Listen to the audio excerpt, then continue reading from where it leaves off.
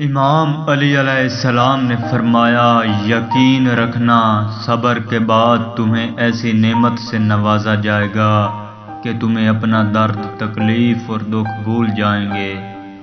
گھر میں غصہ کرنا اس کو ویران کرنا ہے۔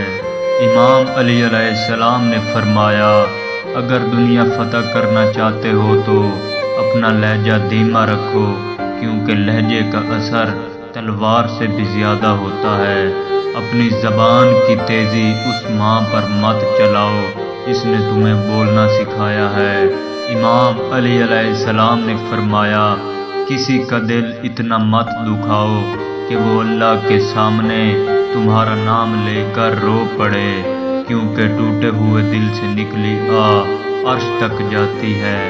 امام علی علیہ السلام نے فرمایا، دنیا کی ساری چیزیں ٹھوکر لگنے سے ٹوٹ جاتی ہیں، لیکن انسان وہ چیز ہے جو ٹھوکر لگنے کے بعد بنتا ہے۔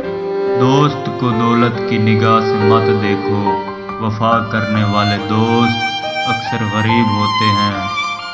امام علی علیہ السلام نے فرمایا، اگر تم کسی کو دھوکہ دینے میں کامیاب ہو جاتے ہو تو یہ مت سوچنا کہ وہ کتنا بے وقوف ہے، بلکہ یہ سوچنا کہ اس کو تم پر کتنا اعتبار تھا۔ امام علی علیہ السلام نے فرمایا، لوگوں کے خوف سے حق کی بات کہنے سے نہ ڈرو، کیونکہ نہ تو کوئی موت کو قریب کر سکتا ہے اور نہ ہی کوئی رزق کو دور کر سکتا ہے۔